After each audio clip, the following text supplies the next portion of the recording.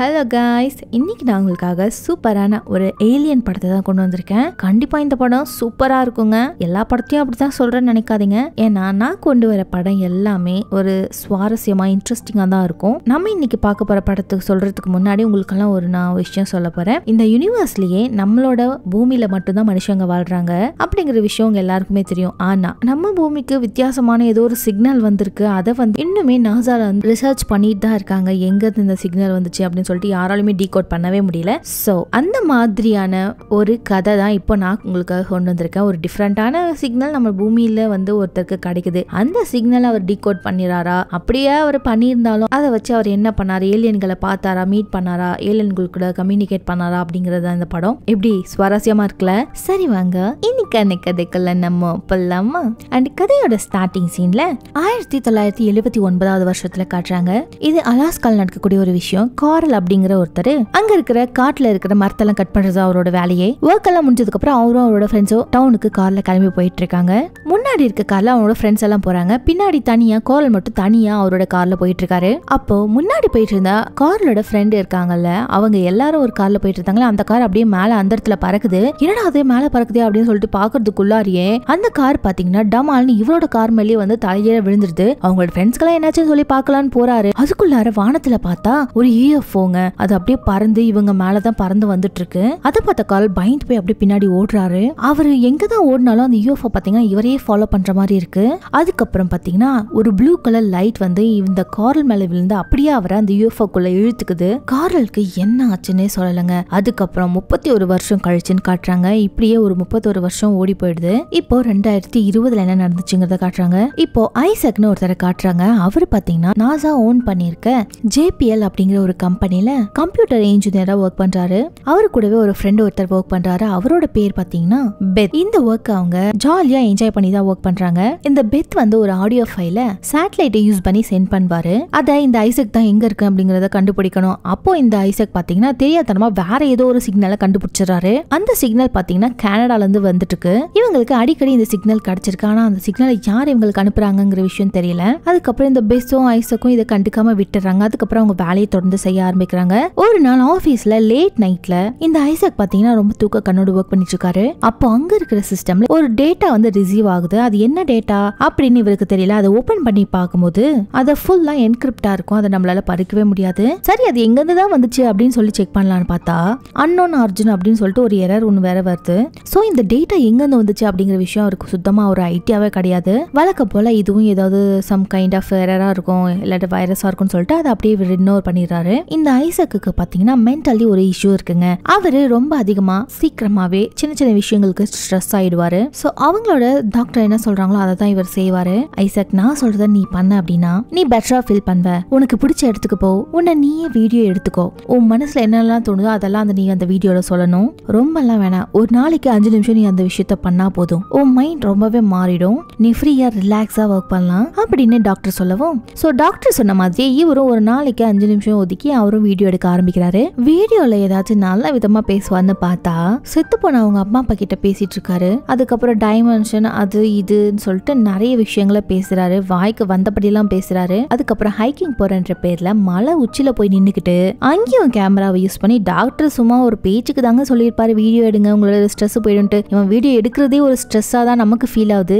அங்க போய் அவரே வீடியோ எடுக்கிறாரு. ஆனா பாக்குற நமக்கு தான் இவன் என்ன பைத்தியக்காரத்தனமா எப்ப பாரு வீடியோ எடுத்துட்டு இருக்கான் அப்படின்னு தான் தோணுமே தவிர, ஆனா இவர் பாத்தீங்கன்னா அவருக்கு அந்த மாதிரி வீடியோ எடுத்து அவர் சில விஷயங்கள் சொல்றாரு இல்லையா, மைண்ட்ல இருக்கிற விஷயங்கள். சோ அதனால அவரோட மைண்ட் கொஞ்சம் இப்ப ரிலாக்ஸ் ஆகுது. அதுக்கப்புறம் அவர் ஜாலியா இருக்கவும் ஆரம்பிக்கிறாரு. இப்பதானடா நல்லா போயிட்டு இருக்கு அப்படின்னு சொல்லிட்டு யோசிக்கிறதுக்குள்ளாரியே ஏதோ பூகம்பம் வந்த மாதிரி அந்த இடமே நிலமே அதிர ஆரம்பிக்குது. என்னடா அதுன்னு சொல்லி வானத்தை பார்த்தா ஒரு பெரிய எரிக்கல் ஒண்ணு வானத்துல இருந்து அவருக்கு முன்னாடி இருக்கிற மலை மேல விழுகுது. அவ்வளவு பெருசா இருக்குங்க. அதை பார்த்தா அப்படியே ஷாக் ஆகி நிக்கிறாரு. இவர் இருக்கிற அந்த இடத்துக்கு பக்கத்துல இருக்கிற மலையில தான் அந்த எரிக்கல் விழுந்திருக்கும். விழுந்த அடுத்த செகண்டே எங்கேயோ கவர்மெண்ட் ஜெட் எல்லாம் அந்த இடத்துக்கு வந்துடுறாங்க. அதோட மிலிட்டரி அது இதுன்னு சொல்லிட்டு விழுந்த அடுத்த செகண்ட் எப்படி வந்திருப்பாங்க அப்படின்னு சொல்லி இவனுக்கு ஒண்ணுமே புரியல. அந்த மிலிட்டரி ஆளுங்க கிட்ட மாட்டிக்கிட்டாங்க அப்படின்னா அவ்வளவுதான் சொல்லிட்டு அந்த காட்டுக்குள்ளேயே பயந்து போய் ஓடுறாரு. அதுக்கப்புறம் இவரு டைரக்டா எங்க போறாருன்னு பாத்தீங்கன்னா அந்த எரிக்கல் விழுந்த இடத்த நோக்கி தான் ஓடிட்டு இருக்காரு. அங்க போய் பார்த்தாதான் தெரியுது அந்த எரிக்கல் ஒன்னும் சும்மா கல்லு கிடையாதுங்க, அது ஒரு UFO அப்படின்னு சொல்லிட்டு சில்வர் கல் நம்ம சாப்பிட்ற தட்டு கலர்ல பயங்கரமா ஜொலிக்குது. அது அப்படியே சுத்திக்கிட்டேவும் இருக்கு. அதை இப்போ மலையில மாட்டிக்கிட்டு இருக்கு. ஐசக் என்ன பண்றதுன்னு தெரியல. அவன் தான் வீடியோ எடுக்கிறங்கிற பேர்ல மலை உச்சிக்கு வந்திருந்தான் இல்லையா? சோ அதனால அந்த கேமராவை யூஸ் பண்ணி அந்த யூஎஃப்ஓவை படம் பிடிக்க ஆரம்பிக்கிறான். அப்போ சடனா பாத்தீங்கன்னா இவர் பாத்துக்கிட்டே இருக்காரு. அந்த யூஎஃப்ஓ மறைஞ்சு போச்சு. என்னடா அது மறைஞ்சு போச்சு அப்படின்னு சொல்லிட்டு பார்க்கும் பொழுது சரி ஓகே இதுக்கு மேல வராது போலன்னு சொல்லிட்டு கேமரா ஆஃப் பண்ணிட்டு திரும்புறான். அப்ப பாத்தீங்கன்னா அவனோட பின்னாடி ஒரு ஏலியன் ஒண்ணு நிக்குது. ஐசக் என்ன பண்றதுன்னே தெரியல. சரி அசைஞ்சா நம்மள மனுஷனு கண்டுபிடிச்சிரும். என்னடா அது பைத்தியக்காரத்தனமா இருக்கு அப்படின்ற மாதிரி தான் இருக்கும். அசையாம அப்படியே அதை பார்த்து ஏதோ மரம் மாதிரி நிக்கிறான். கையில இருக்கிற கேமராவை நைஸா ஆன் பண்ணி விட்டுடுறான். அந்த ஏலியனை ஷூட் பண்ணவும் ஆரம்பிக்கிறான். அந்த ஏலியனும் பாத்தீங்கன்னா இவன் ஆடாம அசையாம நிக்கிறத பார்த்துட்டு அவனை எதுவுமே பண்ணாம அங்கிருந்து கிளம்பி போயிடுது. இதாண்டா சான்ஸ்னு சொல்லிட்டு ஐசக் பாத்தீங்கன்னா அங்கிருந்து கிளம்பி அடிச்சு பிடிச்சு ஓடிட்டு இருக்காரு. அப்போ ஐசக்க ஏதோ ஒண்ணு இழுத்த மாதிரி இருக்கு. இப்படியே 3 நாள் போகுதுங்க. அப்போ 3 நாள் கழிச்சு இந்த நியூஸ்ல எல்லாம் என்ன சொல்றாங்க அப்படின்னா கலிபோர்னியால இருக்கிற நகரத்துல ஒரு மலைப்பகுதியில பாத்தீங்கன்னா ஜூபிட்டர் கிட்ட இருந்து ஏதோ ஒரு விண்கல் வந்து விழுந்து மோதி இருக்கிறதா வந்து பேசிக்கிறாங்க அப்படின்னு சொல்லிட்டு நியூஸ்ல சொல்லிட்டு இருக்காங்க. ஆக்சுவலி அது யூஎஃப்ஓங்கிற விஷயம் கவர்மெண்ட்டுக்கு தெரியும். ஆனா இது மக்களுக்கு தெரியக்கூடாதுன்னு சொல்லிட்டு அவங்க மறைக்கிறாங்க. இங்க ஐசக் ஒர்க் பண்ற அந்த ஆபீஸோட மேனேஜர் பாத்தீங்கன்னா ஐசக்கோட பெத் கிட்ட என்ன ஐசக் இன்னும் வரல அப்படின்னு சொல்லி கேக்குறாங்க. இல்ல சார் அவன் எங்க போனானே தெரியல அப்படின்னு அவரோட ஃப்ரெண்டும் சொல்லிட்டாங்க. ஆனா ஐசக் பாத்தீங்கன்னா கம்ப்ளீட்டா இவங்க இருக்கிற நகரத்துல வேற ஒரு நகரத்துல தான் இருக்காரு. இவர் ஹைக்கிங் போன லொகேஷன் வேற, இவரோட ஆபீஸ் இருக்கிற லொகேஷனும் வேற. ஆனா இப்ப இவர் இருக்கிற லொகேஷன் கரண்ட்ல இருக்கிற லொகேஷன் வேற. திடீர்னு கண்ணு முழிச்சு எழுந்துக்கிறாரு. நம்ம எப்படி இங்க வந்தோம் அப்படின்னு சொல்லிட்டு இவருக்கு வந்து ஐடியாவுமே கிடையாது. அவர் கூடவே அவரோட கேமராவும் இருக்கு. அதை எடுத்து இவர் ரெக்கார்ட் பண்ண எல்லாத்தையும் செக் பண்ணி பாக்குறாரு. அந்த ரெக்கார்டெல்லாம் எதுவுமே ஆகலங்க. நல்லபடியா அப்படியே தான் இருக்கு. ஏதோ எரேஸ் எல்லாம் ஆகல. அந்த ஏலியன் படம் பிடிச்சான். அந்த ஏலியன் தட்டு இருக்கும்ல அது எல்லாமே படம் பிடிச்சிருக்கான். சரின்ட்டு இவருக்கு ஞாபகம் இருக்கிற விஷயம் எல்லாமே அந்த ஏலியன் அந்த பக்கம் போனதுக்கு அப்புறம் இவர் தெரிச்சு ஓடின விஷயம் இது மட்டும் தான் அவருக்கு ஞாபகம் இருக்கு. அதுக்கப்புறம் என்னாச்சு இவர் கேமரா ஆன்லயே தான் இருந்திருக்கும் போல. சோ அந்த கேமராவில என்னதான் ஆயிருது, நம்ம எங்க தான் போனோம், நம்ம ஏன் இப்படி மயங்கி விழுந்து கிடக்குறோம்னு தெரிஞ்சுக்கலாம்னு சொல்லிட்டு அந்த கேமரா ஆன் பண்ணி பாக்குறான். அப்போ இவரை ஏதோ ஒன்று இழுத்த மாதிரி நமக்கு தெரிஞ்சது இல்லையா? சடனா பாத்தீங்கன்னா அந்த கேமராவில இது பதிவும் ஆயிருக்குங்க. இவன் அந்த இடத்துல அப்படியே பறக்குறான். அப்படி பறக்கவும் அந்த கேமராவும் ஆஃப் ஆயிடுதுங்க. அப்படின்னா இவர் ஒரு விஷயத்த புரிஞ்சுக்கிறாரு. அந்த ஏலியன்ஸ் தான் நம்மள யூஎஃப்ஓக்குள்ள இழுத்துருக்கு அப்படின்னு சொல்லி இவர் புரிஞ்சுக்கிறாரு. அதுக்கப்புறம் அதுக்கு தூக்கிட்டு வந்து என்னை வேற எங்கேயோ போட்டிருக்கு அப்படின்னு சொல்லிட்டு அவங்க நினைச்சுக்கிறான். அதுக்கப்புறம் ஐசக்கு கையில பாத்தீங்கன்னா அடியே பல்ல. ஆனா அந்த கை ரொம்பவே வலி எடுக்குது. சரி என்னடா அதுன்னு சொல்லிட்டு வீட்டுக்கும் கிளம்பி போறான். வீட்டுக்கு வந்ததோ பாத்தீங்கன்னா அவருக்கு ஏதோ ஒரு வித்தியாசமா ஏதோ நடக்கிற மாதிரி அவருக்கே ஃபீல் ஆகுது. அவரோட உடம்புல அவரோட கையே பயங்கரமா வலிக்க ஆரம்பிக்குது. அதுக்கப்புறம் என்னடா ஆச்சுன்னு யோசிச்சுக்கிட்டே அவரோட வீட்டுல இருக்கிற டிவியை உத்து பாத்துக்கிட்டு இருக்காரு. அப்படியே அந்த டிவி மறைஞ்சு போயிடுது. ஏன்னா அது மறைஞ்சு போயிடுச்சுன்னு சொல்லிட்டு அந்த டிவி இருந்த இடத்த நோக்கி அப்படி தொட்டுக்கிட்டு இருக்காரு.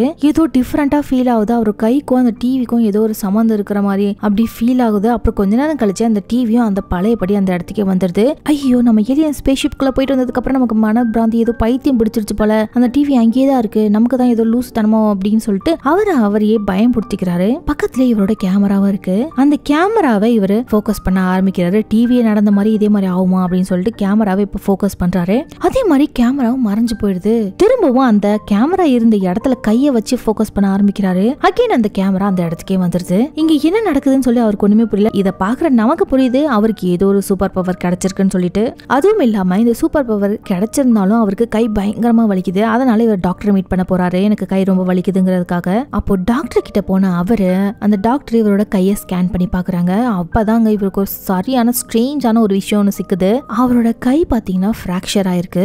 இதுல என்னப்பா ஸ்ட்ரேஞ்ச் அப்படின்னு நீங்க கேட்டீங்கன்னா, நார்மலா ஒரு எலும்பு பிராக்சர் ஆயிடுச்சு அப்படின்னா எலும்பு வந்து கண்ணா பின்னான்னு உடஞ்சிரும். ஆனா இவரோட எலும்பு பாத்தீங்கன்னா அதுவும் கரெக்டா நேரா பிராக்சர் ஆயிருக்கு. எப்படின்னா யாரோ ஒருத்தங்க ஒரு கத்தியை கொண்டு நல்லா கர கர கர நேரா அறுத்தா எப்படி இருக்குமோ அந்த மாதிரி அறுக்கப்பட்டிருக்குங்க. ஸ்கின்னுக்கும் எதுவும் ஆகல, உள்ள இருக்கிற மசிலுக்கும் எதுவுமே ஆகல. ஆனா எலும்பு மட்டும் தான் உடஞ்சிருக்கு. அதுவும் யாரோ அறுத்த மாதிரி உடஞ்சிருக்கு. எப்படி இது கட்டா இருக்குன்னு சொல்லிட்டு டாக்டருக்கு ஒண்ணுமே புரியல. அதுக்கப்புறம் ஐசக்கும் அவரோட ஆபீஸ்க்கு வராரு. அங்க பாத்தீங்கன்னா அவரோட பெத் அவரோட ஃப்ரெண்ட் இருக்காரு. அவங்களோட ஃப்ரெண்டு கிட்ட போயிட்டு டேய் நான் உங்ககிட்ட ஒரு விஷயத்த காட்டணும் அப்படின்னு சொல்லிட்டு ஒரு கிளாஸ் எடுத்து டேபிள் மேல வச்சுட்டு அதை போக்கஸ் பண்ண ஆரம்பிக்கிறாரு. ஆனா அது மறையவே இல்ல.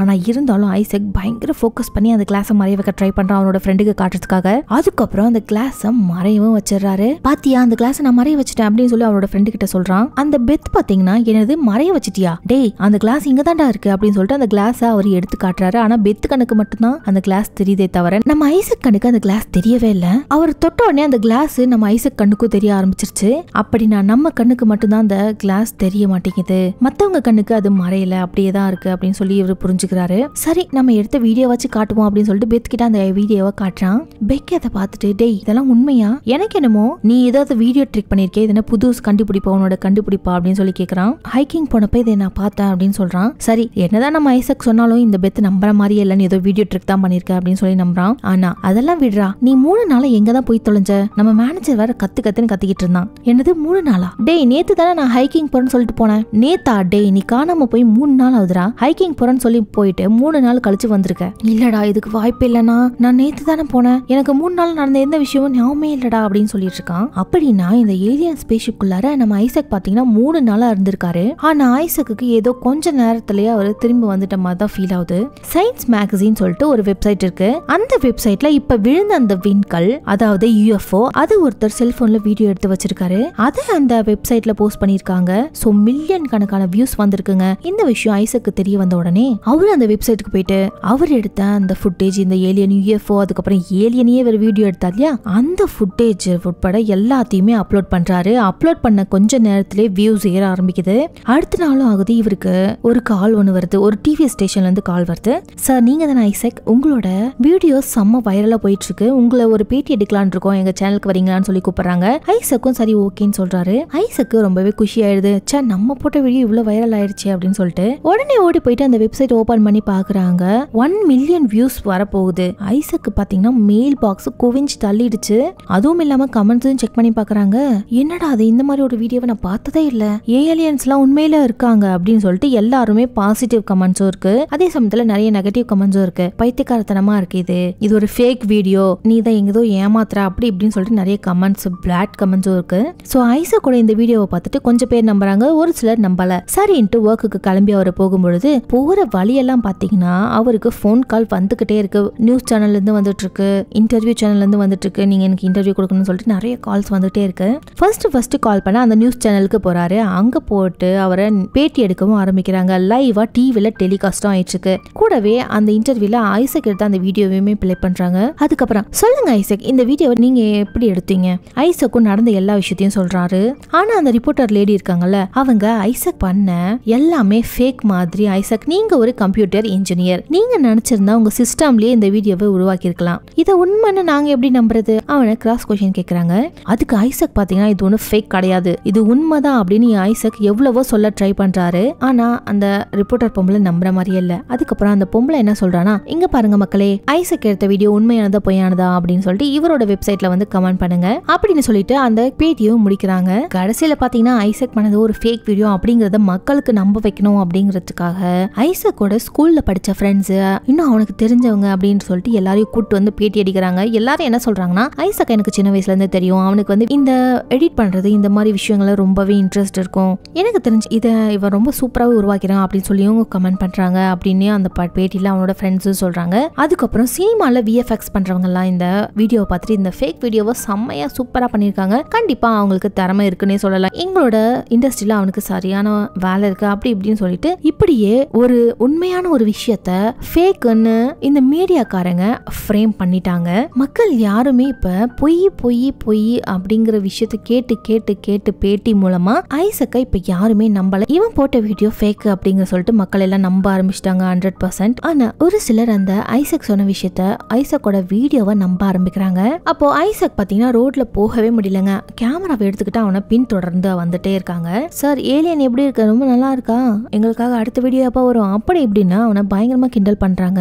சில பேர் பாத்தீங்கன்னா அவனை இந்த மாதிரி எல்லாம் கிண்டல் பண்ணாதீங்க அப்படின்னு சொல்லிட்டு அவனுக்கு சப்போர்ட் பண்ணவும் செய்யறாங்க. அண்ட் இதெல்லாம் போக நம்ம ஐசக்கு பாத்தீங்கன்னா ரொம்பவே ஹெல்த் இஷ்யூ ஆயிடுச்சு. அவன் அந்த யூஃபோக்குள்ள போயிட்டு வந்ததுக்கு பிறகு அவனோட கை பயங்கரமா வலிக்க ஆரம்பிக்குது. இன்னுமே அது குறையவே இல்லை. எதுக்காக இந்த ஏலியன் நமக்கு மட்டும் இந்த மாதிரிலாம் பண்ணுச்சு, இல்ல நம்மள மாதிரியே வேற யாராச்சும் இருக்காங்களா அப்படின்னு சொல்லிட்டு இன்டர்நெட்ல சர்ச் பண்ண ஆரம்பிக்கிறான். அப்பதான் ஒரு போஸ்ட் ஒன்னு நோட் பண்றாரு. அவங்களும் ஐசக் மாதிரியே தான் ஒரு ஏலியன் ஸ்பேஸ்ஷிப்குள்ளார அவங்க போனதாகவும், ஆனா வேற ஒரு லொகேஷன்ல நான் வந்துட்டேன், அவங்க கையில ரொம்ப பெயினா இருந்தது, இந்த மாதிரி ஐசக்கு நடந்த எல்லா ஒரு விஷயமே இவங்களுக்கும் நடந்த மாதிரி அந்த ஒரு பேஜ்ல போட்டிருக்கு. இந்த போஸ்ட பார்த்த உடனே நம்ம ஐசக் பாத்தீங்கன்னா அவங்கள கான்டாக்ட் பண்ண ஆரம்பிக்கிறான். அதுக்கப்புறம் நேர்லயும் மீட் பண்றாரு. அந்த போஸ்ட போட்டவங்களோட பேர் பாத்தீங்கன்னா சாரா அப்படிங்கிற ஒரு லேடி தான். அந்த சாராவும் ஐசக்கும் ஒரு ரெஸ்டாரண்ட்ல மீட் பண்ணிக்கிறாங்க. நான் உங்களோட போஸ்ட பார்த்தேன், நீங்க ஏலியன் கிட்ட மாட்டினதா போட்டிருந்தீங்க, உங்க கையில கூட பெர்ஃபெக்ட்டா ஃபிராக்சர் ஆயிருக்குன்னு சொல்லியிருந்தீங்க, நீங்க என்னெல்லாம் போட்டிருக்கீங்களோ அதே விஷயம் எனக்கும் இப்ப நடந்துட்டு இருக்கு, நீங்க என்ன சொல்றீங்க எனக்கு எதுவுமே புரியல அப்படின்னு சொல்லி சாரா சொல்றா. எனது புரியலையா, ஏமா நீ தான் உன்னோட பேஜ்ல இந்த விஷயத்த போட்டிருந்த, உனக்கு என்னெல்லாம் நடந்துச்சுன்னு சொல்லி நீ அந்த பேஜ்ல போட்டிருந்தியோ அது எல்லாமே இப்ப எனக்கும் நடந்துச்சு, ஏலியன் தட்டுக்குள்ள நான் போனேன், அவங்க என்னோட எலும்பை கரெக்டா கட் பண்ணி ஃபிராக்சர் பண்ணி விட்டுருக்காங்க. சோ இது எல்லாமே எனக்கும் நடந்தது. ஃபர்ஸ்ட் இந்த வீடியோவை பாருங்கன்னு சொல்லிட்டு அவர் எடுத்த வீடியோவை அந்த பொண்ணு கிட்ட காட்டுறாரு. அதை பார்த்துட்டு சாராவும் இதெல்லாம் என்ன உண்மையா அப்படின்னு சொல்லி கேக்குறாங்க. ஆமா இது எல்லாமே உண்மைதான் சாரா, இரு உனக்கு இன்னும் ப்ரூஃப காட்டுறேன் அப்படின்னு சொல்லிட்டு அவரு நிறைய ப்ரூஃப கொண்டு வந்திருக்காரு. அது எல்லாத்தையுமே சாரா கிட்ட காட்டுறாரு. 100-200 வருஷத்துக்கு முன்னாடி வரைஞ்ச பழைய டிராயிங்ஸ். அதுல சம்பந்தமே இல்லாம ஒரு வித்தியாசமான ஒரு யூஎஃப்ஓவை எதுக்கு அவங்க வரைஞ்சு வைக்கணும்? அந்த காலத்துல இருந்த ஓவியர்கள்லாம் வரைஞ்சு வச்சிருக்காங்க. அதுக்கு என்ன அர்த்தம்? யூஎஃப்ஓவை அவங்க பார்த்திருக்காங்கன்னு தான் அர்த்தம். அதுவும் இந்த பெயிண்டிங்க பாரு, இந்த பார்க்க எக்ஸாக்டா அப்படியே ஒரு யூஎஃப்ஓ வந்து அவங்கள கான்டாக்ட் பண்ற மாதிரி இருக்கு. அப்புறம் 1899 நிக்கோலா டெஸ்லா அவரோட வீட்லயே ஒரு பெரிய ரேடியோ டவரை கட்டினாரு. அது மூலமா அவருக்கு நிறைய சிக்னல் கிடைச்சிருக்கு, நம்பர்ஸ். அதுவும் அதெல்லாம் வச்சு அவர் என்ன சொல்றாரு அப்படின்னா ஏலியன்ஸ் சொல்லி ஒண்ணு இருக்கு, அதுங்க கூட நம்மளால கான்டாக்ட் பண்ண முடியும், நம்பர்ஸ் தான் யூனிவர்சல் லாங்குவேஜ் அப்படின்னு சொல்றாரு. இதெல்லாம் விட இப்போ ரீசெண்டா 1998 நாசாவோட ஸ்பேஸ் ஷட்டில்ல இருந்து போட்டோ எடுத்திருக்காங்க. பூமிக்கு மேல ஏதோ ஒண்ணு கருப்பு கலர்ல பறந்துருக்கு. அது என்னன்னு இன்ன வரைக்கும் யாருக்குமே தெரியல, இன்க்ளூடட் நாசா உட்பட. சரி, இந்த மாதிரி ஆயிரக்கணக்கான விஷயங்கள் இருக்கு, ஏலியன்ஸ் அப்படிங்கிறது உண்மைதான் அப்படின்னு இவர் சொல்றாரு. இதெல்லாம் கேட்டுட்டு சாரா என்ன சொல்றாங்கன்னா, உனக்கு ஒரு விஷயம் தெரியுமா, நீ சொன்ன விஷயத்துல இது கிடையாது. 1979 வருஷம் அலாஸ்கால நடந்த இன்சிடென்ட் பத்தி உனக்கு தெரியுமான்னு சொல்லி கேக்குறா. இல்ல எனக்கு தெரியாது, என்ன ஆச்சுன்னு சொல்லி கேட்கும் பொழுது அப்ப அந்த சாரா அங்க மரத்தை வெட்டிக்கிட்டு இருந்த ஒரு ஆளு கார்ல போய்கிட்டு இருக்கும் பொழுது யூஎஃப்ஓ பார்த்து பயந்து ஓடி இருக்காரு. அந்த யூஎஃப்ஓ அவரை உள்ள இழுத்திருக்கு. உன்ன மாதிரியே தான், அவர் சொன்னதை யாருமே நம்பவே இல்ல. அதுக்கப்புறம் அவரு காணாமையே போயிட்டாரு. எங்க இருக்காருன்னு இன்ன வரைக்குமே தெரியல. ஆனா அவரோட பேர் எனக்கு சரியா ஞாபகம் இல்லன்னு சாரா சொல்றாங்க. இட்ஸ் ஓகே, உனக்கு ஞாபகம் வரும்பொழுது சொல்லு, இதுதான் என்னோட நம்பர் அப்படின்னு சொல்லிட்டு நம்பரையும் கொடுக்குறாரு சாரா கிட்ட. அப்புறம் 2 பேரும் அவங்கவுங்க வீட்டுக்கும் போயிடுறாங்க. அதுக்கப்புறம் 2 பேரும் அவங்களோட வீட்டுக்கு கிளம்பி போயிடுறாங்க. அதுக்கப்புறம் வீட்டுக்கு போனதுக்கு அப்புறம் சாரா ஐசக்கு கால் பண்ணி, எனக்கு அந்த இன்சிடென்ட்ல இருந்த அந்த ஆளோட பேர் ஞாபகம் வந்துச்சு, அவரோட பேரு காரல், நம்ம கூட இதை ஸ்டார்டிங்ல பாத்துருப்போமே, அதுதான் இந்த பொண்ணு சொல்லுது. அதுக்கப்புறம் நம்ம ஐசக் பாத்தீங்கன்னா இந்த காரல் அப்படிங்கிறவரை பத்தி இன்டர்நெட்ல சர்ச் பண்ணிட்டு இருக்காரு. அவரை பத்தின ஒரு டீட்டெயில் கூட இங்க இல்ல, ஏன்னா அவரு அப்பவே காணாம போயிட்டாரு இல்லையா. சோ இப்ப ஐசக்கு என்ன பண்றதுன்னு தெரியல. ஆக்சுவலி இந்த காரல் பாத்தீங்கன்னா ஒரு பாதுகாப்பான இடத்துல தாங்க இருக்காரு. அவர் பக்காவான ஒரு செட்டப்ல ரேடியோ செட்டப் அப்படின்னு பயங்கர செட்டப்பா இருக்காரு. அதுவும் அவரு எக்ஸ்பெரிமெண்ட் வேற பண்ணிட்டு இருக்காரு. அந்த எக்ஸ்பெரிமெண்ட்டும் சக்சஸ் ஆக போகுது. அதை நினைச்சு இந்த காரல் பாத்தீங்கன்னா பயங்கர ஹாப்பி ஆகுறான். இந்த ஐசக் காரல கான்டாக்ட் பண்ண முடியுமான்னு சொல்லி ட்ரை பண்ணிக்கிட்டே இருக்கும் பொழுதுதான் டிவில ஐசக்னு ஒரு சின்ன பையன் வீடியோவை போட்டிருக்கான். அதை பார்த்து மக்கள் யாரும் நம்பிடாதீங்க, அது டோட்டலா ஃபேக் அப்படின்னு சொல்லிட்டு டிவில பேசிக்கிட்டு இருக்காங்க நம்ம ஐசக்க பத்தி தான். இது பாக்குற ஐசக்கு பயங்கரமா டென்ஷன் ஆகுது. இவங்களே போன் பண்ணி வர சொல்றாங்க. அதுக்கப்புறம் நம்மள இவ்வளவு அசிங்கப்படுத்துறாங்களேன்னு சொல்லிட்டு நம்ம ஐசக்கு பயங்கரமான கோவம் இருக்கு. இதை பார்த்து நம்ம ஐசக்கு பயங்கரமா கோவம் வந்ததுனால என்ன பண்றான் அப்படின்னா, அவன் எடுத்த வீடியோவெல்லாம் என்ன பண்றான்னா, இந்த யூஎஃப்ஓ யாராவது பார்த்திருந்தீங்க அப்படின்னா இந்த வெப்சைட்ல நீங்க உங்களோட வீடியோவை போடலாம் அப்படின்னு சொல்லிட்டு சில அட்ரஸ் எல்லாம் இருக்குங்க. அந்த அட்ரஸ் எல்லாம் எடுத்துக்கிட்டு இவன் எடுத்த வீடியோவை நிறைய கேசட்டுகளா போட்டு அந்த அட்ரஸ் எல்லாத்துக்குமே கொண்டு போய் போஸ்ட் பண்ணிக்கிட்டு இருக்கான். கை நிறைய கேசட்டா இருக்கிறதுனால அவரால அந்த போஸ்ட் பாக்ஸ்குள்ள அந்த கேசட்ஸ் எல்லாம் போடவே முடியல. அப்பதான் ஒருத்தர் வந்து ஹெல்ப் பண்றாரு. அவர் ஒரு ரைட்டர். எப்பா இருப்பா, நான் உனக்கு ஹெல்ப் பண்றேன்னு சொல்லிட்டு அவர் வந்து அந்த கேசட் எல்லாம் எடுத்து அந்த போஸ்ட் பாக்ஸ்குள்ள போடுறாரு. ஏய், உன்னை நான் டிவில பாத்திருக்கேனே, உன்னோட பேர் ஐசக் தானே? ஐயோ, இவனும் நம்மள கலாய்ப்பான் போலையே அப்படின்னு சொல்லிட்டு, ஆமா நான் தான் அப்படின்னு சொல்லிட்டு ஐசக்கும் அங்க இருந்து கிளம்புறாரு. ஏய் தம்பி போகாத, நான் உனக்கு கிண்டல் பண்ணுவேன்னு நினைச்சுதானே நீங்க வந்து கிளம்புற. நான் ஒரு ரைட்டர், எனக்கு தெரியும் நீ சொன்னது யாருமே நம்ப மாட்டாங்கன்னு சொல்லிட்டு. ஆனா நான் நம்புறேன். நம்ம சில ஆர்டிக்கலை ரெடி பண்ணி அதை பப்ளிஷ் பண்ணுவோம். அதை படிக்கிற மக்கள் நீ சொல்றது உண்மைன்னு சொல்லி நம்ப கூட வாய்ப்பு இருக்கு. ஏதாவது ஹெல்ப் வேணா என்ன கூப்பிடுன்னு சொல்லிட்டு கான்டாக்ட் நம்பரையும் கொடுக்குறாரு. ஐசக்குக்கும் தோணுது நம்ம சொல்றது யாருமே நம்பல, ஆனா இவரு நம்புறேன்னு சொல்றாரு. இந்த ரைட்டர் மூலமா நம்ம ஏன் எல்லாரையும் நம்ப வைக்க கூடாது அப்படின்னு அவரு கொடுத்த கார்டுல இந்த நம்பருக்கு கால் பண்றாரு.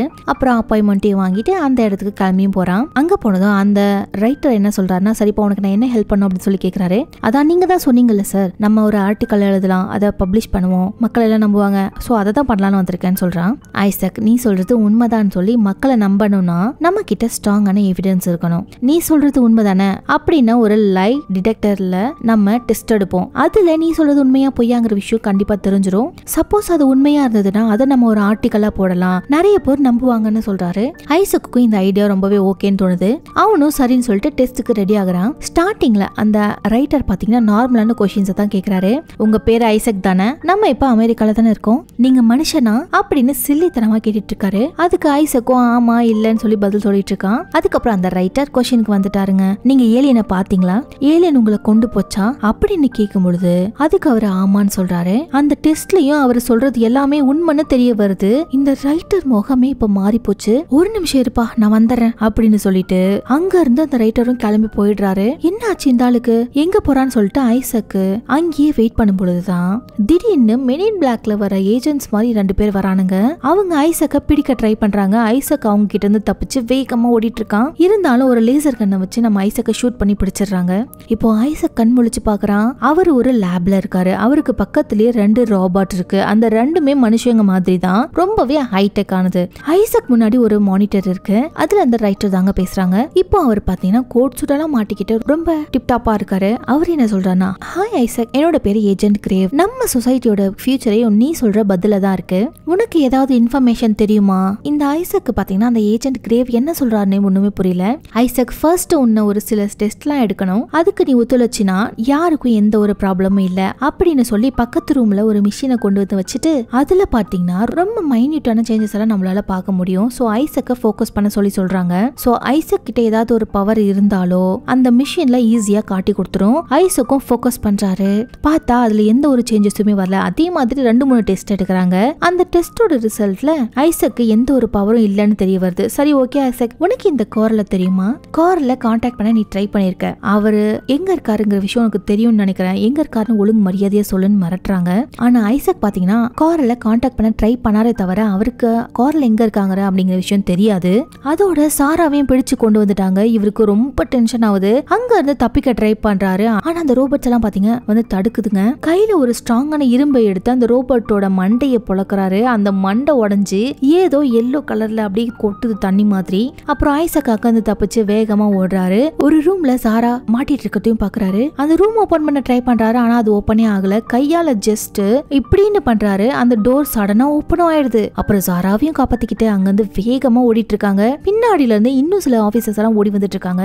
இவங்க இந்த ரூமை விட்டு வெளியில போகணும் அப்படின்னா இன்னும் ஒரு டோரை இவங்க ஓபன் பண்ணியே ஆகணும். இவர் ஓபன் பண்ண ட்ரை பண்றாரு. ஆனா முடியல. அப்புறம் நல்லா ஃபோக்கஸ் பண்ணி அதே மாதிரி அந்த டோரை அந்த அவரோட பவரால அதை ஓபன் பண்ணிடுறாங்க. அதுக்கப்புறம் 2 பேரும் அந்த டோர் வழியே வெளியே வந்து எஸ்கேப்பும் ஆயிடுறாங்க. இப்பதான் அவங்களுக்கு புரியுது, நம்ம கோஸ்டாரிக்கால இருக்கோம், அதுவும் ரொம்ப நாளா எங்களை வச்சிருந்திருக்காங்க, இங்க என்ன நடக்குதுன்னு தெரியல. அப்புறம் அந்த ஏஜென்ட் கிரேவ் யாருன்னு தெரியல அப்படின்னு சொல்லிட்டு உங்களுக்கு எதுவுமே புரியல. இதெல்லாம் நமக்கு தெரியணும் அப்படின்னா நம்ம அந்த கார்ல கான்டாக்ட் பண்ணி ஆகணும். அதுக்கு நமக்கு இன்டர்நெட் வேணும்னு சொல்லிட்டு பக்கத்துல இருக்கிற ஷாப்புக்கு போயிட்டு உங்களுக்கு இன்டர்நெட் எங்கேயாவது இருக்காம தெரியுமா அப்படின்னு சொல்லி கேக்குறாங்க. கொஞ்ச தூரம் போனீங்கன்னா ஜெட்னு ஒருத்தர் இருப்பாரு. அவருக்கு இன்டர்நெட் பத்தி எல்லாமே தெரியும்னு சொல்லி அனுப்புறாங்க. அதை கேட்டுட்டு அவங்களும் அந்த இடத்துக்கு கிளம்பி போறாங்க. அங்க ஜெட்டையும் மீட் பண்றாங்க. அவர் ஒரு ஹேக்கர். சொல்லுங்க உங்களுக்கு என்ன வேணும்? அது இல்லங்க, நாங்க ஒருத்தங்களை கான்டாக்ட் பண்ண ட்ரை பண்றோம், ப்ளீஸ் எங்களுக்கு ஹெல்ப் பண்ணுங்க. அந்த ஜெட்டுங்கிற ஹேக்கரும் சரி ஓகேன்னு சொல்லிட்டு வேலையை ஆரம்பிக்கும் பொழுது அந்த ரோபோட்ஸ் எல்லாம் அங்க வந்துருதுங்க. அதை பார்த்துட்டு இந்த ஜெட்டுங்கிற ஒரு உட்பட நம்ம சாரா அப்புறம் ஐசக் 3 பேருமே அங்க எஸ்கேப் ஆயிடுறாங்க. இப்பெல்லாம் இந்த ரோபோக்களோட தொல்லை எல்லாம் ரொம்ப தாங்கவே முடியல அப்படின்னு ஜெட் சொல்றாரு. ஒரு நிமிஷம், உனக்கு அந்த ரோபோட் எப்படி தெரியும்? ஆமா எனக்கு தெரியும், இன்டர்நேஷனல் ஸ்பேஸ் ரிசர்ச் சென்டர்ல இருந்து தான் அதுங்க வருதுங்க, நீங்க ஒன்னும் கவலைப்படாதீங்க, நம்மளால யாராலையும் ட்ராக் பண்ணவே முடியாது அப்படின்னு சொல்லி அந்த ஜெட் அவரோட இடத்துக்கு ஐசக்கையும் சாராவையும் கூட்டிட்டு போறாரு. காட்டுக்கு நடுவுல இருக்கிற ஒரு கமாண்ட் சென்டர் மாதிரி இருக்குங்க. இப்போ அதுக்குள்ள போயிட்டு இவங்க பண்ண வேண்டிய விஷயம் என்னன்னா கார்ல இவங்க கான்டாக்ட் பண்ணணும். அவங்களும் கார்ல பத்தின எல்லா டீடைல்ஸும் செக் பண்ணி பாக்குறாங்க. ஆனா அவங்களுக்கு அவர் எங்க இருக்காருங்கிற விஷயம் கண்டுபிடிக்கவே முடியல. அப்பதான் ஐசக்கு ஒரு விஷயமே தோணுது. அவர் ஒரு ஒர்க் பண்ணிட்டு இருந்தா அந்த கம்பெனில இவங்களுக்கு தொடர்ந்து கனடால இருந்து ஒரு சிக்னல் கிடைச்சிட்டே இருந்துச்சு இல்லையா, அது என்ன சிக்னல் இவரால ட்ராக் பண்ண முடியல. அந்த சிக்னலை நம்ம ட்ராக் பண்ணலாம்னு சொல்லிட்டு நம்ம ஜெட் கிட்ட சொல்லலாம்னு சொல்றான். நம்ம ஐசக் கிட்ட தான் அவனோட கம்பெனில இருக்க லாகின் ஐடி எல்லாம் தெரியும் இல்லையா, சோ அதை போட்டு லாகின் பண்ணி சேட்டலைட் கூட கனெக்ட் ஆகி அந்த சிக்னல் அவங்க ட்ராக் பண்ணவும் ஆரம்பிக்கிறாங்க. அவங்களுக்கு ஒரு லொகேஷன் கிடைக்குது. கனடால காட்டுக்கு நடுவுல இருக்கக்கூடிய ஒரு வீடு. மேபி இது கார்லோட வீடா இருக்கலாம். அங்க வைஃபைவோட சிக்னல் வேற ரொம்ப ஸ்ட்ராங்கா இருக்கு. அங்க வீடியோ கால் பண்ண முடியுமான்னு சொல்லி செக் பண்றாங்க. 2 பேரும் வீடியோ கால் பண்ண ட்ரை பண்றாங்க. கார்லும் கனெக்ட் ஆகுது. அதை காரல் தான் அட்டெண்ட் பண்றாரு. ஹாய் காரல், நான் ஐசக் அப்படின்னு இவர் பேசுறதுக்குள்ளாரியே கார்ல அந்த வீடியோ காலை கட் பண்ணிடுறாரு. அண்ட் அகைன் ட்ரை பண்றாங்க. இந்த தடவை அவர் கட் பண்ணிட்டாரு அப்படின்னா அவங்களால அகைன் இவங்களால கார்ல கான்டாக்ட் பண்ணவே முடியாது. சோ ஐசக் எல்லாத்தையும் பட்டுன்னு பேசணும்னு சொல்லிட்டு எல்லா விஷயத்தையும் சொல்றாரு. இதை UFO பார்த்தது, UFOக்குள்ள இவர் போனது, அதுக்கப்புறம் டிஃப்ரெண்ட் லொகேஷன்ல விழுந்தது, இவருக்கு கைக்கு ஃபிராக்சர் ஆனது, அப்படி இப்படின்னு எல்லா விஷயத்தையும் டக்குன்னு ஒரே ஸ்பீடா சொல்லிட்டாரு. அதுக்கப்புறம் ஆபீஸ்ல அவருக்கு வந்த லேட் நைட் சிக்னல்ஸ் எல்லாத்தையுமே சொல்றாரு. உடனே காரல், என்னது உனக்கு ஒரு சிக்னல் வந்துச்சா, அந்த டேட்டா உன்கிட்ட இருந்தா எனக்கு சீக்கிரம் சென்ட் பண்றியா அப்படின்னு சொல்லும் பொழுது ஐசக் பாத்தீங்கன்னா அந்த டேட்டாவை அனுப்புறாரு. அது அந்த காரல் பாத்தீங்கன்னா அவரோட ப்ரோக்ராம்ல போட்டு அத ஒரு ஆடியோ ஃபைல்ல மாத்துறாரு. அந்த ஆடியோ பிளேவும் ஆகுது. அந்த ரெக்கார்ட், அதாவது அந்த டேட்டால இருக்கக்கூடிய அந்த ஆடியோ ரெக்கார்டர் என்ன சொல்லுதுன்னா, நாங்க வந்துகிட்டு இருக்கோம் அக்டோபர் 1ஆம் தேதி வியாழக்கிழமை அப்படின்னு ஒரு அட்ரஸும் அந்த ஆடியோ ஃபைல்ல பிளே ஆகுது. இதுதான் காரலும் கண்டுபிடிச்சிருக்காரு. ஸ்பேஸ்ல நமக்கு கிடைக்கிற சிக்னல் அது எல்லாத்தையுமே இவரு ஒரு ஆடியோ ஃபைலா கன்வெர்ட் பண்ற ஒரு மிஷினை தான் இவரு கண்டுபிடிச்சிருக்காரு. சோ இதுல இருந்து என்ன தெரிய வருது அப்படின்னா ஏலியன்ஸ் பூமிக்கு திரும்ப வர போறாங்க. அது எப்ப வர போறாங்கன்னு இவங்களுக்கு தெரியும். இன்னும் 5 நாள்ல. அதுவும் எங்கன்னா கார்ல இருக்கிற அந்த லொகேஷனுக்கு தான். அங்க ஏன் வராங்க அப்படின்னா நம்ம காரல் தான் நிறைய சிக்னலை ஸ்பேஸுக்கு அனுப்பிக்கிட்டே இருந்திருக்காரு. அதுக்கு தான் இந்த ஏலியன்ஸ் ரெஸ்பாண்ட் பண்ணிருக்காங்க. ஆனா அந்த சிக்னல் பாத்தீங்கன்னா தவறி போய் நம்ம ஐசக்கோட கம்ப்யூட்டருக்கு அந்த சிக்னல் போயிருக்கு லேட் நைட்ல. இப்போ காரல் என்ன சொல்றாரு அப்படின்னா நீங்க தப்பிக்க வாய்ப்பே கிடையாது, மறைஞ்சிருங்க, எந்த எலக்ட்ரானிக் டிவைஸையும் யூஸ் பண்ணாதீங்க, ஏன்னா எல்லாரும் உங்களை தேடிட்டு இருக்காங்க. ஏலியன்ஸ் இன்னும் 5 நாள் இங்க வர போறாங்க, நான் அதை பாத்துக்கிறேன், பாய் கைஸ் அப்படின்னு சொல்லிட்டு காலையும் கட் பண்ணிடுறாரு. அகைன் காரல் கிட்ட பேச ட்ரை பண்றாங்க. ஆனா கால் கனெக்ட் ஆக மாட்டேங்குது. இதுக்கு மேல அவங்களால பேசவே முடியாது. இப்ப என்ன பண்றதுன்னு சொல்லி யோசிக்கும் பொழுதுதான் அப்படின்னா இந்த ஏலியன்ஸ் வர இன்னும் 5 நாள் இருக்கு, அந்த ஏலியன்ஸ் காரல் கிட்ட தான் போக போறாங்க, அங்க நம்ம போகலாம் அப்படின்னு சொல்லிட்டு நம்ம ஜெட் பாத்தீங்கன்னா ஒரு ஐடியாவை கொடுக்குறான். இவங்களும் இது நல்ல ஐடியாவே இருக்குன்னு சொல்லிட்டு இவங்க 3 பேரும் கனடாக்கு கிளம்பி போறாங்க. அப்படி இப்படின்னு சொல்லிட்டு இவங்க டிராவல் பண்ணி கனடாக்கு வந்து சேர்ந்துடுறாங்க. காரில் இருக்கிற அந்த இடத்துக்கு பக்கத்துல ஒரு டவுன் இருக்கு. அந்த டவுனுக்கு ஒரு ட்ரெயின் மூலமா தான் போகணும். அந்த ட்ரெயின்ல தான் இவங்க போயிட்டு இருக்காங்க. சரி எல்லாமே நிம்மதியா போயிட்டு இருக்குன்னு சொல்லிட்டு அவங்க பொறுமையா இருக்கும் பொழுதுதான் அவங்கள ஃபாலோ பண்ணி இன்டர்நேஷனல் ஸ்பேஸ் ரிசர்ச்சை சேர்ந்தவங்க அந்த ரோபோட்ஸ் இருக்கும் இல்லையா, அவங்க அங்க ஃபாலோ பண்ணி வந்துட்டாங்க. பைக்ல ரொம்ப வேகமா அந்த ரயில்வே ட்ராக்ல தான் வந்துட்டு இருக்காங்க. அந்த ட்ரெயின்லும் ஏறி இவங்களை பிடிக்கவும் ட்ரை பண்றாங்க. ஜட்டு கிட்ட ஒரு மாஸ்க் இருக்கு. அந்த ரோபோட்ஸ் எல்லாத்துமே நம்ம முகத்தை பார்த்து தான் கண்டுபிடிக்குதுங்க. இது நம்ம மாட்டிக்கிட்டா அதால நம்மள கண்டுபிடிக்கவே முடியாது அப்படின்னு முகத்துல மாஸ்க போட்டுக்கிட்டு அவங்க அமைதியா பேசஞ்சர்ஸ் மாதிரி உட்காந்துக்கிறாங்க. அந்த ரோபோட்ஸும் வந்து முகத்தை ஸ்கேன் பண்ணுது. ஸ்கேனே ஆக மாட்டேங்குது. அப்பாடா இந்த ரோபோட் நம்மள விட்டுரும்னு நினைக்கும் பொழுதுதான் சடனா கன் எடுத்து ஷூட் பண்ணுதுங்க. டக்குன்னு அதுகிட்ட இருந்து தப்பிச்சு ரூஃப் மேல ஏறி அதுங்க கூட சண்டெல்லாம் போட ஆரம்பிக்கிறாங்க. நேரடியா ஃபைட் பண்ண வேலைக்காகாதுன்னு சொல்லிட்டு ட்ரிக் எல்லாம் யூஸ் பண்ணி 2 ரோபோட்டையுமே அடிச்சு வெளியே தள்ளி விட்டுறாங்க. அந்த 2 ரோபோட்டும் அங்கேயே காலி. அதுக்கப்புறம் நம்ம வர விஷயம் இது யாருக்குமே தெரியாதே, இது ரொம்ப சேஃபா தான் வந்தோம், ஆனா எப்படி அவங்களுக்கு தெரிஞ்சது, இவங்களுக்கு ஐடியாவே இல்ல. சரி அதை விட நம்ம ஃபர்ஸ்ட் கார்ல் கிட்ட போலான்னு சொல்லிட்டு கார்லோட இடத்துக்கும் போயிடுறாங்க. அங்க கார்ல வாங்க தம்பிங்களான்னு சொல்லிட்டு வரவாயிருப்பாருன்னு பார்த்தா கையில பெரிய கன் எடுத்துக்கிட்டு யாரா நீங்க அப்படின்னு மிரட்டவும் ஆரம்பிக்கிறாரு. கார்ல் இப்பதான் நாங்க உங்ககிட்ட பேசணும்ல வீடியோ கால்ல, நான் ஐசக், அதுக்கப்புறம் அது ஜெட் ஜாரா, நீங்க டீஆக்டிவேட் பண்ணிட்டீங்களா, என்ன டீஆக்டிவேட்டா? உடனே கார்ல் பாத்தீங்கன்னா வீட்டுக்குள்ள போயிட்டு ஒரு டிவைஸ் எடுத்துட்டு வந்து எல்லாரோட கையிலயும் ஏதோ ஒண்ணுத்த பண்றாரு. என்ன பண்றீங்க, அந்த யூஎஃப்ஓக்குள்ள நீங்க போயிட்டு வந்ததுக்கு அப்புறம் உங்க கை பிராக்சர் ஆச்சுல, அதுக்கு ரீசன் என்னன்னா உங்களோட கைக்குள்ள ட்ராக்கிங் டிவைஸ் இருக்கு. சோ அந்த ட்ராக்கிங் டிவைஸை ஃபாலோ பண்ணி தான் இந்த ஏஜென்ட்ஸ் எல்லாம் வந்திருக்காங்க. சோ இப்போ இந்த ட்ராக்கிங் டிவைஸ் டிசேபிள் ஆனதுனால இவங்களுக்கு ஐசக் சாராவோட லொகேஷன் தெரியவே இல்லை. குத்து மதிப்பா தான் வந்தாகணும். கைக்குள்ள ட்ராக்கிங் டிவைஸா, யார் இதை பண்ணது, அந்த ஏஜென்ட்ஸா? இல்ல அந்த ஏலியன்ஸ் தான் இதை பண்ணிருக்குங்க. சோ ஏலியன்ஸ் தான் அவங்களோட டெக்னாலஜி யூஸ் பண்ணி போனை அழகா கட் பண்ணி உள்ள ட்ராக்கிங்க வச்சிருக்காங்க. ஐசக்கும் சாராவும் அந்த ஏஜென்சி கிட்ட மாட்டும் பொழுது அவங்க செக் பண்ணி பார்க்கும் பொழுது உள்ள ட்ராக்கிங் டிவைஸ் இருக்கிறத கண்டுபிடிச்சிருக்காங்க. சோ அதை ஃபாலோ பண்ணி தான் அவங்க வந்திருக்காங்க. சோ இப்போதைக்கு எந்த ஒரு ப்ராப்ளம் இல்ல, எல்லாரும் ரிலாக்ஸ் ஆகுறாங்க. அதுக்கப்புறம் அந்த காரில் அவரு 31 வருஷத்துக்கு முன்னாடி எப்படி அந்த ஏலியன்ஸ் கிட்ட மாட்டினாரு அப்படிங்கிற கதையை சொல்றாரு. அப்புறம் அந்த சாராங்கிற பொண்ணும் அவளுக்கு நடந்த விஷயத்தையும் சொல்றா. அவளும் மவுண்டெயின்ல ஹைக்கிங் போகும்பொழுது அவளோட ஃபேமிலியோட போகும்பொழுதுதான் அந்த ஏலியன்ஸை பார்த்திருக்கா. அதுகிட்ட மாட்டிருக்காங்க. ஐசக் என்னெல்லாம் நடந்துச்சோ அது எல்லாமே இவளுக்கும் நடந்திருக்கு. அடுத்த நாள் ஆகுது. இன்னைக்குதான் அந்த ஏலியன்ஸ் வர போற அந்த நாள். திடீர்னு ஐசக்கு அந்த இடமே அத்தனை மாதிரி ஃபீல் ஆகுது. என்னன்னு வெளியில ஓடி போய் பார்த்தா அவருக்கு பின்னாடி ஒரு ஏலியன் இருக்கு. அந்த ஏலியனை வீட்டுக்கு கூட்டிட்டு வந்து அது கிட்ட பேசவும் ஆரம்பிக்கிறாங்க. அந்த ஏலியன் பேசுறது இவங்களுக்கு புரியல. இருந்தாலும் அந்த காரில் ஒரு டிவைஸை உருவாக்குனார் இல்லையா, எல்லா சிக்னலையும் ஒரு ஆடியோ ஃபைலா கன்வெர்ட் பண்ற மாதிரி அந்த டிவைஸை யூஸ் பண்ணி இது பேசுறதை இவங்களுக்கு புரியுற லாங்குவேஜ்ல அவங்க மாத்திக்கிறாங்க. நீங்க யாரு, எதுக்காக இங்க வந்திருக்கீங்க அப்படின்னு நம்ம ஐசக் கேக்குறான். அதுக்கு அந்த ஏலியன் என்ன சொல்லுது அப்படின்னா சயின்ஸ், மெடிக்கல், அப்புறம் பிசிக்கல் வேர்ல்டு, இது எல்லாத்துலயுமே நாங்க ரொம்ப சிறந்தவங்க. உங்களால புரிஞ்சுக்க முடியாது, ஆனா எங்களால எல்லாத்தையுமே புரிஞ்சுக்க முடியும். ஆனா எங்களாலேயே புரிஞ்சுக்க முடியாத ஒரு விஷயம் அப்படின்னா இந்த கேலக்சியோட, இந்த பிரபஞ்சத்தோட ஆரம்பம் அது எங்க, யாரால உருவாக்கப்பட்டதுன்னு நாங்க கண்டுபிடிக்க தான் நாங்க வந்திருக்கோம் அப்படின்னு அந்த ஏலியன் பேசுறது இவங்களோட லாங்குவேஜுக்கு புரியுற மாதிரி, இவங்களுக்கு புரியுற மாதிரி மாத்திக்கிட்டாங்க. இவங்களும் அதுக்கு ரிப்ளை பண்ண ஆரம்பிக்கிறாங்க. எதுக்காக எங்களை சூஸ் பண்ணீங்க, மனுஷங்க கிட்ட கான்டாக்ட் பண்ண ட்ரை பண்ணீங்க, ஏன்னா மனுஷங்களான உங்களுக்குள்ளதான் அதிக அளவுல ஆறா இருக்கு. இப்ப நான் உங்ககிட்ட ஒரு கேள்வி கேட்கட்டுமா, இது யாரு அப்படின்னு சொல்லிட்டு ஒரு பர்சனை, பர்டிகுலர் பர்சனை காமிச்சு அது எப்படி காட்டுது அப்படின்னா அவர் யாரை காட்டுறாங்க அப்படின்னா ஜீசஸை தான் காட்டுறாங்க. இதுக்கு ஐசக்கும் புரிஞ்சுக்கிறாரு. இவரை பத்தி நீங்க எதுக்கு தெரிஞ்சுக்கணும்னு நினைக்கிறீங்க? அதுக்கு அந்த ஏலியன் என்ன சொல்லுதுன்னா இவருக்கும் இந்த பிரபஞ்சத்தோட ஆரம்பத்துக்கும் ஏதோ ஒரு சம்பந்தம் இருக்கு. உங்க மனுஷங்களே இவரோட உடம்புல மட்டும் தான் அதிக அளவுல ஆறா இருக்கு. இவங்களும் ஜீசஸை பத்தி பத்தி இவங்களுக்கு என்னெல்லாம் தெரியுமோ அதை பத்தி எல்லாம் சொல்றாங்க. ஏலியன்ஸும் அது எல்லாத்தையுமே கேக்குறாங்க. இந்த நேரத்துலதான் அந்த இடத்துக்கு அந்த ஏஜென்ட்ஸும் வந்துடுறாங்க. அதுவும் ஆளுங்களெல்லாம் கூட்டிக்கிட்டு வந்துடுறாரு. கார்லோட இடத்தையும் சுத்தி வளைச்சிடுறாங்க. கார்லுக்கு கையில ஷார்ட் கன் எடுத்துக்கிட்டு வெளியில போறாரு. கார்ல போட்டு தள்ளிடுறாங்க. உடனே சாரா ஓடி வந்து கார்ல கிட்ட வரா. சாராவையும் அவங்க போட்டு தள்ளிடுறாங்க. இப்போ உள்ள இருக்கிறது அந்த ஏலியன், ஜட், அப்புறம் ஐசக் மட்டும்தான். இன்னும் உள்ள யாரெல்லாம் இருக்கீங்களோ வெளியில வாங்க, இந்த வீட்டையே நாங்க ஷூட் பண்ண போறோம் அப்படின்னு சொல்றாங்க. அந்த ஏஜென்ட் ஆர்டர் போட்ட உடனேவே எல்லாருமே பரபரன்னு சுட ஆரம்பிக்கிறாங்க. அந்த ஏலியன்ஸும் ஐசக்க பார்த்துட்டு உன்னோட சென்ஸை யூஸ் பண்ணு அப்படின்னு சொல்லிட்டு அங்க இருந்து மறைஞ்சு போயிடுதுங்க. இந்த ஐசக்கும் பாத்தீங்கன்னா அந்த சென்ஸை யூஸ் பண்ணி அவனோட சென்ஸை யூஸ் பண்ணதுனால அந்த புல்லட்ஸ் எல்லாமே அப்படியே ஸ்லோ மோஷன்ல இவங்களை நோக்கி வர ஆரம்பிக்குது. உடனே ஐசக்கும் நடந்து வந்து இறந்து போன சாராவை தூக்கிக்கிட்டு வெளியில போறாரு. டக்குன்னு மறைஞ்சும் போயிடுறாங்க. அதுக்கப்புறம் காரல், ஜட் இவங்களையுமே ஐசக் இதே மாதிரி தான் காப்பாத்துறான். ஜஸ்ட் தொடுறாரு, அவங்க சடனா மறைஞ்சு போயிடுறாங்க.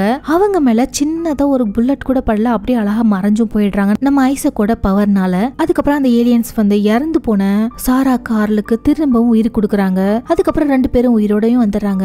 ஆனா இன்னும் அந்த ஏஜென்ட்ஸ் அங்கேதான் இருக்காங்க. ஆனா அந்த ஏஜென்ட்டால இவங்கள பார்க்க முடியல. இந்த ஏஜென்ட்ஸ்க்கு முன்னாடி தான் அவங்க எல்லாரும் நடந்து போயிட்டு இருக்காங்க. அந்த ஏஜென்ட் கிரேவ்ஸ் இருக்கார்ல, அவருக்கும் பக்கத்துல யாரும் நடந்து போற மாதிரி ஃபீல் ஆகுது. ஆனா பின்னாடி திரும்பி பார்த்தா ஏலியனோட ஸ்பேஸ்ஷிப்பை பாக்குறாரு. சடனா மறைஞ்சும் போயிடுது. அதுக்கப்புறம் 6 மாசம் கடந்து போயிடுதுங்க. இப்போ ஐசக்கும் சாராவும் ஒரு சின்ன ரெஸ்டாரண்ட் மாதிரி வச்சு ரொம்ப சந்தோஷமான லைஃபை வாழ்றாங்க. ஐசக்கு இப்ப எல்லா பவருமே இருக்கு. அவருக்கு அதை எப்படி கண்ட்ரோல் பண்றதுன்ற வரைக்கும் தெரிஞ்சு போச்சு.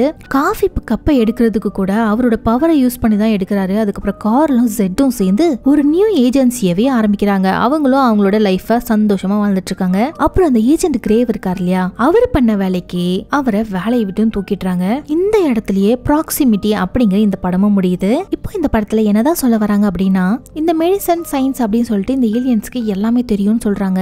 ஆனா அவங்களுக்கு புரியாத ஒரே விஷயம், இந்த பிரபஞ்சத்தோட உருவாக்குனது யாரு, எப்படி அது உருவாச்சு அப்படிங்கறதுதான். எனக்கு கூட இந்த கேள்வி ரொம்ப நாளா இருக்குங்க. நம்மள உருவாக்குனது யாரு? எனக்கு இந்த கடவுள் நம்பிக்கைலாம் இல்ல. ஆனா இந்த பிரபஞ்சத்தை உருவாக்குனது யாரு, நம்மளாம் எப்படி வந்திருப்போம், இந்த பிரபஞ்சத்தை தாண்டி என்ன இருக்கும் அப்படின்னு சொல்லிட்டு நிறைய கியூரியாசிட்டி எனக்குமே இருக்கு. அதே மாதிரிதான் இந்த ஏலியனுக்கும். இந்த ஏலியன்ஸ்க்கு இப்படி இருக்கிற கியூரியாசிட்டியை மனுஷங்க கிட்ட கேட்டு தெரிஞ்சுக்கணும் அப்படிங்கிற ஒரு ஆசை. அதுங்க எப்ப நம்ம பூமிக்கு வந்தாலுமே அது வரணும்னு ட்ரை பண்ணாலுமே அதை வந்து ஒரு சிக்னலா அனுப்புவோம். ஆனா இங்க இருக்கிற மனுஷங்களுக்கு அதை டீகோட் பண்ண தெரியல.